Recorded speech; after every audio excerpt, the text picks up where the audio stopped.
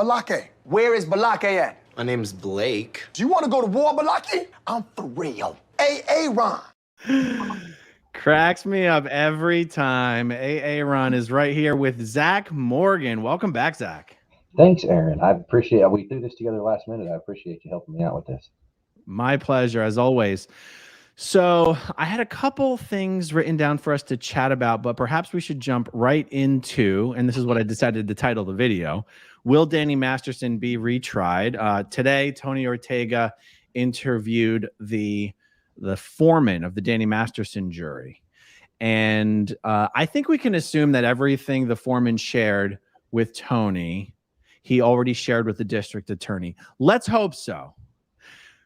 Because if that's not the case, then perhaps this interview shouldn't have been published until a decision has announced. But I'm just going to assume that it is the case. Yeah, I think the only thing, so the jury foreperson did the interview. The only thing that he specifically stated that he didn't share with the DA was that he felt like the DA could have put on a better case. And even if you don't use those words, based on what the foreperson has said, we know that the prosecution knows they should have put on a better case. So that's not news to anybody.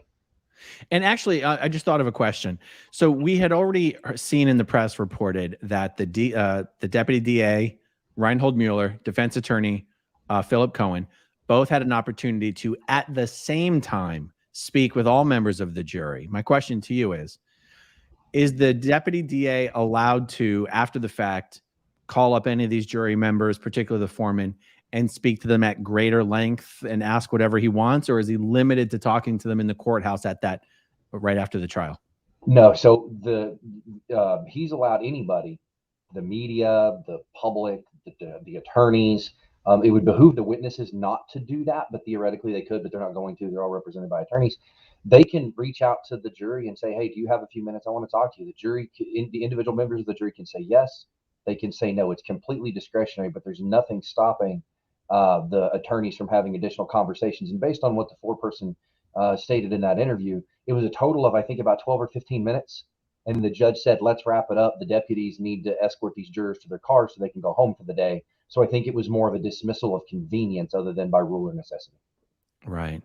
So if I were to summarize all of my takeaways from the interview, the foreman was essentially saying, we weren't influenced by anything other than the testimony.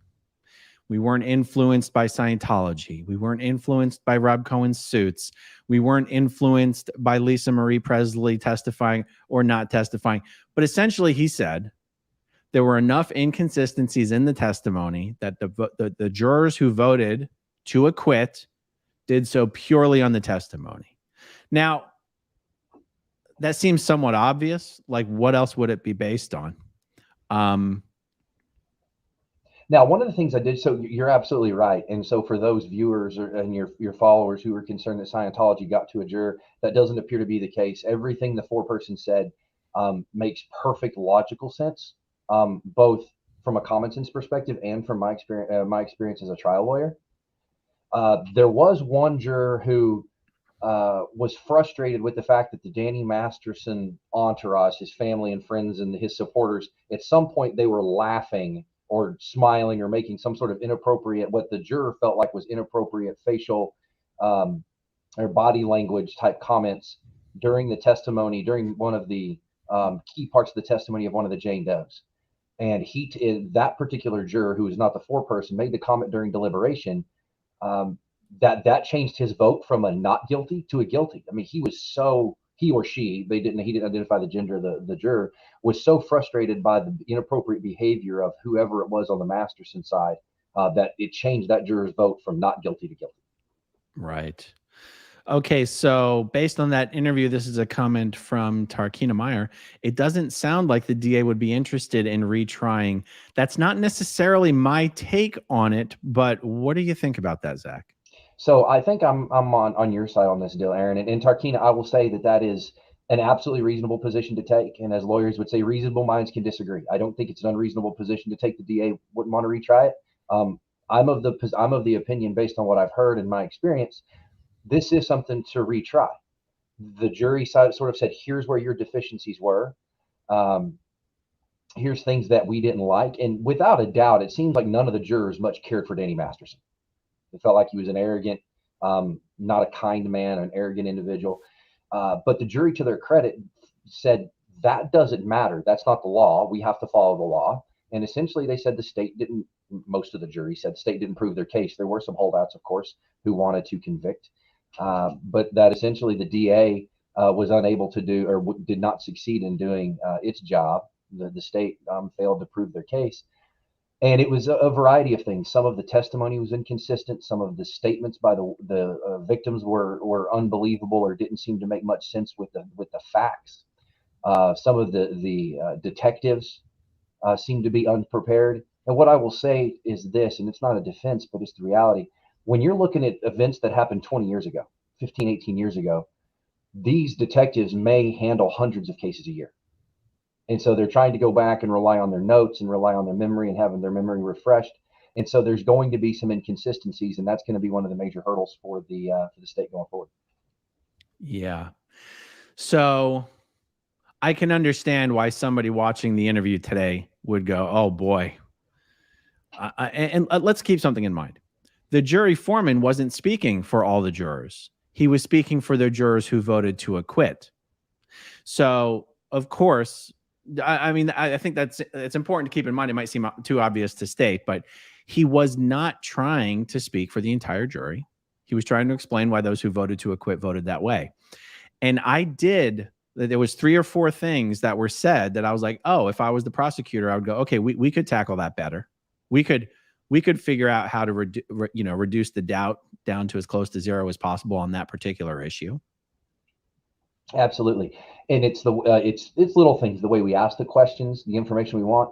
And it also, I thought it was interesting too, and this sort of answers the query you and I had about the objection that was withdrawn as to Jane Doe 4's testimony, and then the full story came out, and the juror said we didn't feel like Jane Doe 4 was terribly believable, and in his opinion it was maybe harmful to the prosecution's case, but in no measure did any of the members on the jury, at least as he presented it, appear to think that Jane Doe 4's testimony was terribly helpful. So that source that you had that felt like maybe it was not the testimony the state wanted, I think that source was spot on. Well, in fact, the source that I referred to has been right about every single thing, every step of the way, including the fact that the elderly black gentleman, the statesman of the jury, would end up being the foreperson. She was even correct about that.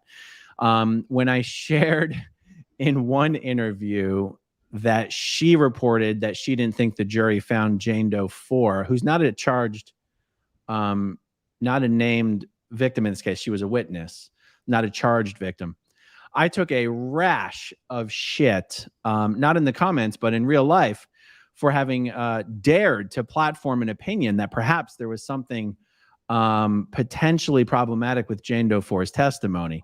Now, Tony Ortega has published an interview with the jury foreman saying that they did not find her testimony. I think the quote was, it did not pass the smell test. So I guess we'll see if Tony's subjected to the same rash of shit that I got subjected to. We'll see. It's okay. Look, I'm not an esteemed journalist. I'm just a piece of shit YouTuber. So, whatever. But your words, not mine. But she has been correct every step of the way. So, and I have heard today that through my sources, that the district, the interview that was published today had absolutely no impact on any decision that the DA's office would be making as far as retrial. But you might have already said it. Do you lean in the direction of what you heard today, if you were making the decision, would lean you towards retrial? Oh, absolutely. And this is not the correct phrase, but I'm at a loss to describe it, because the prosecutor cannot, and does not, no attorney can coach a witness. If I ask you what color is the sky, you're going to say blue. What they will do is they will meet and say, these are parts of your story that are inconsistent. We need to make sure that we shore this testimony up and that we have evidence to back it up. If you say A to the police and you say B to the church, we need to have, it's okay to have that inconsistency. We just have to be able to explain it away. Right? Because the witness isn't going to make a false statement. They're not going to lie under oath. The attorney's job is to make sure that those inconsistencies can be addressed and resolved. Right. So one thing that, well, the source that I've been referring to as my source, that she said, here's one thing that didn't come across in the reporting, because it can't possibly. In the reporting, you're just getting what's said. It's like a transcript. You couldn't possibly get a sense of the flavor. She goes, what Rob Cohen did a really good job. Is that Philip Cohen? It's Philip Cohen, right? Not Rob Cohen. Who's Rob Cohen? I have no idea. I'm just going with it. What Philip Cohen did very well, according to this source, is sort of playing Columbo. Like, I'm so confused. Like what? You said this here, but what? But then you said this here.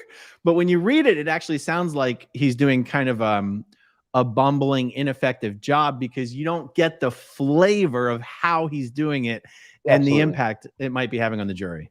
And I think to his credit, and I've seen lawyers be very good at this, if you are humble enough to do it correctly, sarcasm with a witness is incredibly powerful. And using that sarcasm against that witness, to not in the emotional parts of her testimony, right? You're sympathetic when she's telling you about the bad things that happened to her, but then you get into the statements, which is where the material of the cross-examination is. You've told your story. We're really terrible. Everybody's here is terribly sorry that happened to you, comma, however. And then you can use that sarcasm to say, but that's not really what you said, is it? You told the police A, but you told the church B, but you told a different officer 3 years later C, and you don't ask. And so it's sort of like the punch that Ali never threw. It's the question you don't ask. What you don't ask is, were you lying then or are you lying now? Because now I can explain it away. You set up the inconsistency, and then you don't ask the question, because then the jury says, ooh, was she lying then or is she lying now? If she's lying at all, that's not guilty. It's the punch that Ali never threw. So I thought it was interesting that one of the things the foreman said was, as you mentioned, very specifically, he did not think Deputy DA Mueller did as good of a job as he could have done. The reason why I think it's interesting, because for a jury person to say it, it's almost like saying, you could have convinced me if you had done A, B, and C. Like, at first blush, it seems like a very insulting thing to say. But if you just look at it like procedurally speaking, doesn't it mean that you were sort of sitting there waiting for something, for Mueller to give you something, but he didn't? But I don't know. Do you know what I'm saying? Yeah. So in the debrief with the jurors, the foreman indicated that they sort of gave him a roadmap. Here's where you were deficient, and here's what we needed to hear from you. And it was sort of that same thing. We didn't like Danny Masterson. We think he's a scumbag. I mean, the juror's not going to say that, of course, but that was, you could tell by his tone and the way he presented it. We didn't like Danny Masterson. We thought he was a scumbag, but that's not our job. Our job is not to sit in judgment of his character today. Our job is to sit in judgment of the acts of which he is alleged to have committed, and the state didn't prove it. Right. But Mr. Prosecutor, here's what you can do to, if we could rinse and repeat this, here's what you needed to convince us of, and you didn't. And now Cohen can, or Mueller could go back with his team and figure out a way to generate that. Right. If I were a victim, I would use the negative press around Scientology to push for legislation to change the must be conscious for the R word law, silver lining. So, you know, I'm not sure I totally see the connection between negative Scientology press to changing of this particular law. That this law, how do we describe this law without crossing YouTube guidelines? It's incredible to me that it is not considered a use of force to do something to an individual after drugging them. It is unbelievable. And this is where lawyers get paid big money. This is why judges draw their paycheck. It's interpreting the language. The way, and Tony in his interview actually, or his co-host, whoever was on the podcast with him, cited the actual statute for the forcible assault law. And it's the using of force to overpower the will of the victim. And if a person is unconscious or incapacitated, there is no will legally. Therefore, there's no will to overpower. It's really nuanced, and I don't think it's a great law. I think it needs to be changed. But those are the constraints as the law reads now, and at the time of these acts, that's the way the law read. Those are the constraints that the prosecution has to work with. Yeah. So the jury didn't want to convict Hyde. You know, I've barely even seen that 70s show. And I've started to question how many people really have, because there was almost no public interest in this trial. There was almost no days during all 4 weeks of the trial where the courtroom was even full. It's remarkable how little interest the public had in Danny Masterson and his case. I was just going to say something that one of the questions that Tony asked the jury foreman that I liked is that he said, was there any aspect of being there physically present with Danny Masterson, where the jury was looking at him and questioning whether he actually could have done these things? I took Tony's question to mean something a little different than what the foreman took it to mean. But one of the things that my source has said repeatedly is that it is very hard to imagine someone as small as Danny Masterson is. We don't quite realize how small he is, but he's quite small, doing the things that are described. Now, you have to understand, I believe he did them, but this person was pointing out, you have to put yourselves in the minds of the jurors. Now, the jury foreman did answer the question by saying, no, it was inconsistencies in the testimony of the victims. That is all we paid attention to. But I thought it was interesting that Tony asked the question, and that's why I also go, remember, he was only speaking on behalf of the people who voted the way he voted. And he didn't seem to think it was a problem, but I do wonder if that entered into the minds of any of the victims, because I just said the source has been pretty accurate, right? And it's just something she's mentioned to me repeatedly, like he's a tiny dude. And you remember the first time that you and I discussed this, you said, well, that fits the modus operandi. A small guy like him would be more likely to have to use a substance in a drink to create an altered mental state because he's too small to just physically overpower someone. And yet this creates a bit of a catch-22 in this case, because none of the drugged incidents were charged, and they weren't even allowed to introduce the accusation of him drugging people. And I think that's because if they introduce the accusation of drugging people, then it throws completely out the window the use of force. It does. I think you're absolutely right. I also thought it was interesting, and you may have been headed here anyway, but the foreman was asked about 3 different ways. What did you know about the Church of Scientology's role, and did it matter to you in the jury room? And unequivocally, every time he was asked the question, yes, we know, we are aware that the church is involved in these cover-ups. We know that the church probably doctored some of these documents. We know the church's policy on it. Didn't matter to us. Right. It is what it is. And the foreman didn't come out and say this, but there was sort of a almost an implication of, if you look at the history of some of the other churches, the Southern Baptists are going through it right now. Some of the acts that have been committed by ne'er-do-wells, as my law enforcement friends would call them, in the Catholic Church. And that's not to say every Catholic is bad. That's not to say every religious leader is bad. But the history of some of these acts in the Catholic Church and what the Southern Baptist Church is going through, he sort of said, we know it happens in organized religion. We can't, but that's not what we're here to sit in judgment of. Yeah. We're here to sit in judgment of this individual as it pertains to these acts, nothing else. And he's right. I'm going to have to listen to it again and see if there's anything that I missed. I'm still about 5 or 10 minutes shy of finishing the interview, but I was very pleasantly surprised to hear the foreman say, we did not hold it against any of the victims in any way that it took him so long to come forward. We were even willing to stipulate that it was because of Scientology that it took them so long. And we didn't consider anything that happened before the day they came forward.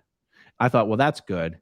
But the one part I didn't hear discussed in the interview, and I'm not sure if I misheard you or if you just alluded to this, is they also didn't seem to give any regard for the fact that there does exist many Scientology reports that lay out the details of these attacks, particularly Jane Doe 1.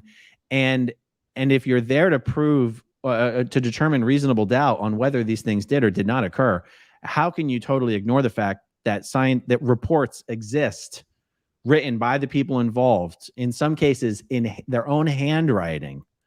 In the case of Michael Pena's wife, Bree Schaefer, the report that she wrote is in her own handwriting. She can't even deny that she wrote it. the jurors didn't see that. It speaks directly to reasonable doubt or lack thereof, and yet it wasn't introduced at all. So did I mishear? Did you allude to something that they didn't care about any of the Scientology evidence, or that's not what you said? No, that specific aspect of it didn't come up. It was more of a broader question of, would more Scientology evidence be helpful? Would less Scientology evidence be helpful? And essentially, the juror said, didn't matter to us. We all know what they do, what their practices are. It is what it is. That's not what we were asked to do in this. We were not asked to evaluate any of those facts in this case. It's true. Yeah. Now, one of the things that some of the commentary on that interview, as it pertains to possibly a modification of the trial strategy of the prosecution, would be hammering the fact that when the report was written in the presence of the ethics officer, one of those reports was written, Julian Schwartz or somebody, I think was the ethics officer at the time. Yeah. Was written in their presence, probably with that ethics officer standing over the shoulder of the victim. And that's something that needs to be hammered by the prosecution. Now, the bigger question is, how do they get there? Because they can't change their witness list. Their witness list was due months ago. So if there's a witness that they've already called or is on the witness list that they didn't call that they can get that from, that's great. But the question is, how do they get it? Because we know there were witnesses, including Lisa Marie Presley, who were on, and Jane Doe's mother, who were on the witness list, who were not called. Now, he also said, the foreman also was asked about the comments by Jane Doe's mother to the defense in the hallway. And I don't remember his exact response, but it was something along the lines of, didn't matter to us. We were given an instruction to only consider the testimony that we heard in court. That's exactly what we did. If we'd been asked about it by the postman, or if we had been picking up an Amazon package and there was something on the sticker about it, doesn't matter to us. We're confined to the evidence that we hear in the jury box. Right.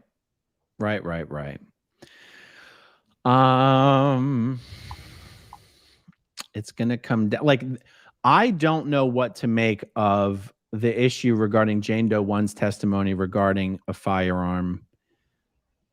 I thought that this was addressed during direct and cross. I thought it actually had been sort of ascertained that the police officer had simply failed to put it in a report.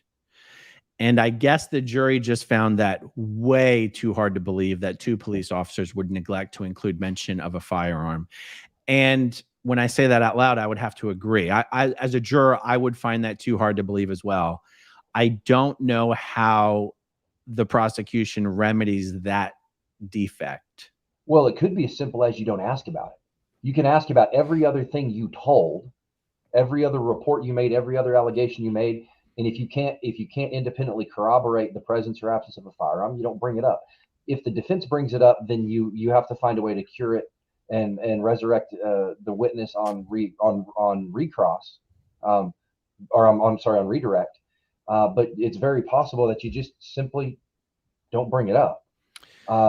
The other thing is too, if you asked a police officer, and I wasn't there for the testimony, and I've read a bunch of the transcripts that Tony transcribed while he was there, so it's all sort of running together between years now. But there's ways that you can ask that question to get ahead of it. And if the process, and when I say get ahead of it, like acknowledge that it exists, clean it up, and then move on during direct. Don't let the jury be surprised by it on cross-examination. Own up to it initially, solve the problem, and move on, and then let the cross-examination do what the cross-examination do. There's a way you can ask it, and so it's very possible that the way the question was asked, you would agree with me, if it's a cross-examination question, you would agree with me, detective, that anything that you think is important or significant, you put in your report, right? Yes. And you didn't put anything in your report about a gun, right? No, I didn't. Do you think that's important? Well, of course I do. Why isn't it in your report? See, if they hadn't heard it for the first time until cross-examination, now this detective's standing there looking like the village idiot, when in reality, they may very well be equipped in a very fine-trained law enforcement officer, but you've got to get ahead of that on direct examination. Right. Do you remember her mentioning a gun? It was 15 years ago. I simply don't remember. If she had mentioned something about a gun, would you have put that in your report? Probably. Do you on occasion from time to time, because of the volume of the reports that you take, do you occasionally from time to time forget to put something in that's important? Yes. Is it possible that happened here? It's absolutely possible, but I don't remember specifically sitting here today. Great. Tell me what else happened in that interview, right? So you address it, you handle it, you move on. Right. Devin, Laura, this is the same kind of assault that happened to me, and I am appalled that we even have to make a law for that. Yeah, absolutely. You Absolutely. will never hear me disagree with you. There is one comment that the jury foreman made that I thought was wholly inconsistent with everything he was saying about all we considered was the testimony. And it's when he said, you know, in the beginning, when Deputy DA Mueller was making his opening statements, he set up a question in some way, like, would you hold it against the victim if this happened and this happened and this happened, or this was said, but then this was said later, or whatever? And the jury foreman said, okay, let me do a better job explaining this. Let's say that it was, ladies and gentlemen of the jury, would you hold it against the victim if she said this earlier on, but then slightly changed it to this later on? And all the jury members were like, oh no, we would understand that. But then later, when the victim testified, the difference between the two testimonies was much greater than what the Deputy DA Mueller had implied it would be. But the foreman said that if Deputy DA Mueller had done a better job preparing them for what to expect, they would have received the testimony differently. And I was like, whoa, whoa, whoa. You either took the testimony at face value or not. Who gives a damn how it was framed for you by the Deputy DA beforehand? That to me struck me a little weird. So I was actually not surprised to hear that. I've gotten feedback from jurors like that before, both to my benefit and against. And the juror's whole thing is, if you tell us it's going to be minor, now granted, minor is subjective, right? A minor car crash in a smart car is different than a minor car crash involving a train, right? It's all a matter of scale. If you tell us something's going to be minor, it needs to be sort of universally minor. If you tell us something's minor because I told you I was driving 35 and then I told the police officer I was driving 37, that's different than if I say I was driving 35 and the radar gun says 80. Right. And so the way you address that you do it two ways. One, you do it in jury selection, right? Does anybody here disagree with the fact that over time, if we tell the same story multiple times, parts of that story are likely to change? Is there anybody here that disagrees with the fact that even though parts of that story may change over time, that statement is just as accurate day 6 as it was day 1, right? So you can start priming the jury, and then in your opening statement, you're going to hear some inconsistencies. You're going to hear inconsistencies because these victims were forced to tell their story 50 times, 12 times, 8 times. And just like the game of telephone, the way they recite the facts over time changes a little bit. Right. Do not punish these victims because of that. Right. But you got to get out in front of it. This ought to be the this ought to be internet. It has to be true. This ought to be a lesson that just because it's on the internet doesn't mean it's true, folks. Danny Masterson is 5'10" in the way that Dr. Eric Berg is a doctor. In other words, he's not. That's Danny sort of like Masterson. It's sort of like the way that we measure football players. We measure football players barefooted. We measure basketball players with their shoes and 3 pairs of socks on. So my playing height in basketball was 6'9". I've never been 6'9" unless I jump, but that's what we put on the roster sheet. Yeah, so Danny Masterson is more like 5'5", and he weighs 140 pounds soaking wet. So yeah, let's not. I mean, you could have at least used Wikipedia. I mean, come on now. and Paula, we're not picking on you. I'm being honest. I can find anything on the internet. You know what the most inaccurate things on the internet? If you Google someone's net worth, and you do it for someone you actually know, and you realize those things, there's no vague sense of accuracy at all to those figures. I think my favorite, back in the 80s, Forbes magazine ran an article of the 50 most powerful mafia bosses in America. And one of those guys who was on that list is still alive. He's moved out to California. He's left the crime life, and he runs. He now works in the ministry, or in a ministry.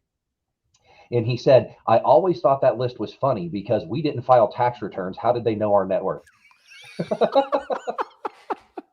It was just sort of made up by Forbes. That's great. There was something else I was going to say. Anything we haven't covered? We'll see if it'll come to me in a second. I encourage, if you, and I know that not everybody has probably listened to that interview. I encourage you folks to go listen to that interview and draw your own conclusions. There are several things in there with which, just like we talked about, a reasonable person could disagree, but also take it with a grain of salt. Understand that both the co-host on that have a particular position in the matter, and that's that they believe Danny Masterson is guilty of what he is charged with.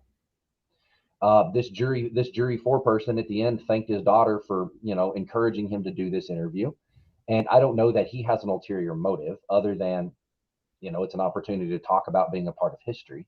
But go listen to it and draw your own conclusions and round up your favorite anti-Scientology social circles and debate amongst yourselves. Yeah, I mean, I certainly have a bias that I don't think he did it. I know he did it, and that's honestly part of the point. Like, the part of the point is we need to be able to understand how jurors are processing information differently than people who are intimately familiar with the case. And some of the people covering the case are, personally involved in the lives of the victims and the witnesses to a degree that it's not possible to be anything but biased. And that's not a criticism. It's just a statement of fact, and it needs to be understood. Absolutely. I think we also need to recognize the fact that for all the things we're talking about, the prosecution learned, the defense learned some things that were both beneficial to their case and harmful to their case. They know the prosecution, if this were to be retried, is going to come out with a bucket full of ammunition. They're going to clean the testimony up. They're going to have the witnesses prepared. They're going to have worked with the detectives and, hey, go back and don't just review your notes. Go back and look at the case file and reorient yourself with this case that's 15 years old. Because the jury foreman, I thought it was interesting. He felt like the detectives were underprepared. They then took a whole weekend break, came back to more detective testimony on Monday, and the detective was no more prepared for testimony that day than they were on Friday. So they spent the whole day refreshing the memory with the notes in the case file. If you're the detective, go back and read the case file from beginning to end. That's your work product. Reorient yourself with your work product. Well, Zach, let me ask you about that, because that's another part of the foreman's interview that I didn't understand why it was relevant, unless it was just a criticism of the officer, in which case it's relevant. I sort of got the sense that was almost used against the prosecution, that the detective does the detective work for the prosecutor? I mean, the prosecutor, no. So the detective, as I mentioned to you before we went live, at least a third and sometimes half of a detective's job is testifying. Mm-hmm. They're not a professional witness in that they're not a paid consultant like a blood spatter expert would be or something. So they're not an expert. They are an expert witness, sort of. It's a little bit of a legal in the legal weeds, but that's their job as a fact witness, to explain the investigative process and what they did. And regular running traffic cop type police officers will testify hundreds of times in their career. Detectives may testify thousands of times over a 30 or 40-year law enforcement career. That's part of their job. It's in their job description. You ever see a detective job posting? It's in their description: provide courtroom and other judicial testimony. And if they're underprepared, the jury is right to hold, well, I shouldn't say right, but the jury is reasonable in holding that against the prosecution, because the prosecution's job when they start jury selection is to have all of their material ready to go. So I should be working with that detective. When I say working with, I don't mean, detective, I'm going to ask you answer question A and you're going to answer it this way. It's, have you reviewed the case file? I'm going to go over what my questions to you are going to be. And if you don't know what the answer is, now's your opportunity to look that up. Now's your opportunity to become familiar with the case material. Look through your case file. Are there documents missing? If there's documents missing, you're going to be cross-examined. How come it goes page 13, 14, and 20? Where are those pages in the middle? Why are they not in here? That's subject to cross-examination. Make sure your house is in order before we put the jury in the box and turn the lights on. That's what I mean by working with the witness. I don't mean they're coaching them. I mean making sure that their testimony is ready, that they can answer the questions correctly, and that they have the material they need to answer. Right. So if the prosecution's able to take away from this feedback and go, okay, we see how we could tighten up our game and refocus, rely less on the expert witness, more on shoring up some of the other parts of the testimony. What is it that the jury foreman said that you thought the defense could use to put on an even stronger defense next time? You know, I think so. He didn't directly say or even imply anything. I think he was pretty. So he was asked directly, "What did you think of defense attorney Cohen?" And he said, "I think he was a fantastic lawyer. He was somewhere from the East Coast. Couldn't tell if it was Boston, New York, but he had an East Coast accent. Was very well prepared. I thought it was interesting. You know, Tony asks, well, the fashion show he put on for us for 6 weeks, did that take anything into account for you?" And of course, the jury foreman said no. Although one of my jurors did point out one day we were in the jury room at recess or lunch or something and said, "Have you noticed he hasn't worn the same suit twice?" Just sort of in passing. And to which the foreman said, "I haven't really noticed him. You know, I see him asking questions, but I'm more worried and focused on the testimony rather than, you know, what the lawyer's wearing." But he was highly complimentary of Cohen. And I think, you know, if you give the defense any credit here, it's that Cohen was clearly prepared. And I think you asked me several videos ago, you know, do you think the defense is making any headway? And my response was, they're doing the best with what they have. What seem like little bits and pieces, and, you know, cross-examination, very rarely do we get to home run shot. It's death by 1,000 cuts. Yeah. And then you cut enough little holes. Is that enough for reasonable doubt? And then you argue the heck out of it and close. Yeah. And let's keep in mind, it's not like Cohen scored an acquittal. You know, we're kind of like almost like what's the old NFL tie? Nobody wins. Yeah, exactly. I mean, it's not like he got his client off. Unless would this be considered getting your client off because he's not convicted, or would you have to be acquitted to be considered? No. To get your client off, you get a not guilty verdict. Exactly. Getting your client off means the jury says not guilty, and the judge says take the handcuffs off. He's going home. Right. Now he's not currently being held in custody, but you get the idea. Right. So I don't know. I kind of feel like it's a total coin toss at this point. Like, I really, there was one thing he said that made me go, okay, it's not quite a coin toss. I'm definitely leaning towards retrial.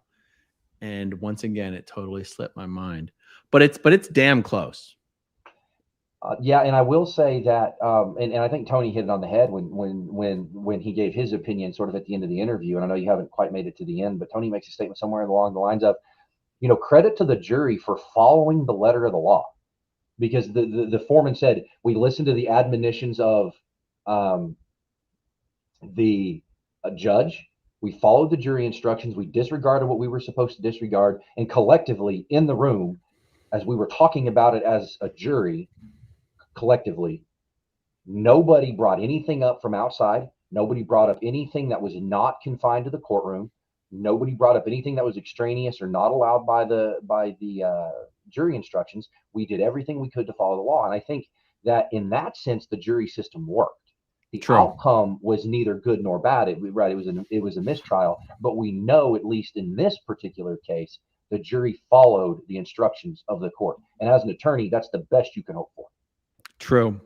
And you just reminded me of what it is that slipped my mind. Oh, by the way, some people are confused in the chat. The interview's on Chris Shelton's channel, but Tony Ortega conducted the interview. So you can find it on Chris Shelton's channel. Here's what the foreman said that made me go, okay, I think they're going to retry. He said there were people on the jury who were adamant for conviction, and even people who weren't adamant said, guys, we all obviously know this guy did something horrible to these women. I mean, it's obvious. It couldn't be more obvious. And the foreman had to go like, yes, but that's not our job. Our job is to determine whether the prosecution proved it beyond a reasonable doubt. And I guess in my heart of hearts, I'm hoping that the prosecutor's there and he goes, okay, you're right. That was their job. We have to give them more ammunition to give them what they need to do their job. We need to prove beyond a reasonable doubt what they know they felt was true, and that the guilty verdict was not a reflection on whether they necessarily believed something happened. It was a reflection on whether what was being accused was proved beyond a reasonable doubt. There were some defects in the testimony that could, the impact of those defects could have been mitigated with some more clever questioning or pre-questioning or framing from the deputy DA. It seems, and it was based on that statement from the foreman, I was like, okay, I think they're going to do this again. I think they're going to run it back. And I think you just mentioned the exact reason the civil case, I think, in my opinion, will return a money verdict with significant sums of money to these women. If the foreman, and he did in his interview today, we all agree something bad happened to these women, but the state hasn't proven it. If the civil case jury hears that same evidence in the same way, all they have to do is simply be convinced that it probably happened. Right. That it more likely than not did it happen. If the answer is yes, you find him civilly liable and you find him gazillion dollars of money. Right. Which is exactly what we saw in the OJ trial, right? Not guilty doesn't mean innocent. Not guilty means not proven. Right. And it was also interesting that the jury foreman said one of the things that they found that he was appreciative of when they went back in the jury room, one of the people who was not the jury foreman said, let's read these entire jury instructions from beginning to end, and we're all going to take turns reading them. And then the jury foreman said about 15 minutes into reading to the judge reading us the jury, it's sort of the Charlie Brown. Wah, wah, wah, wah, wah, wah, wah, wah, wah.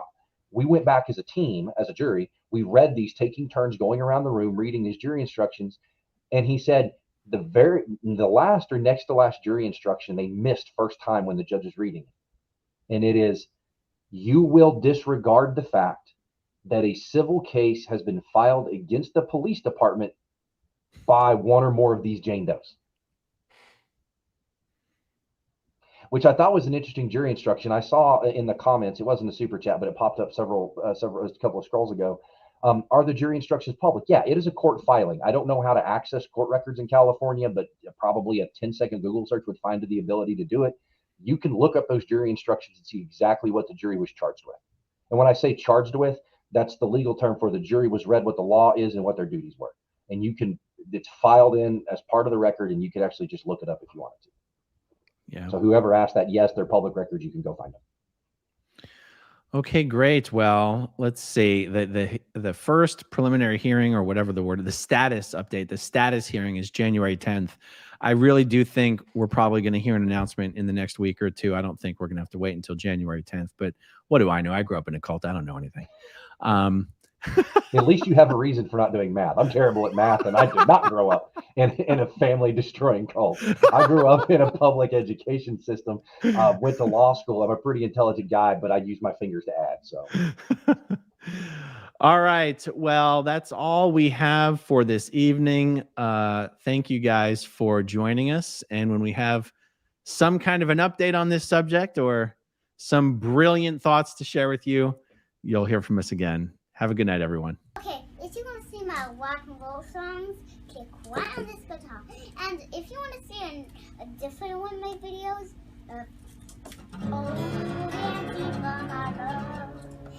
then you could click right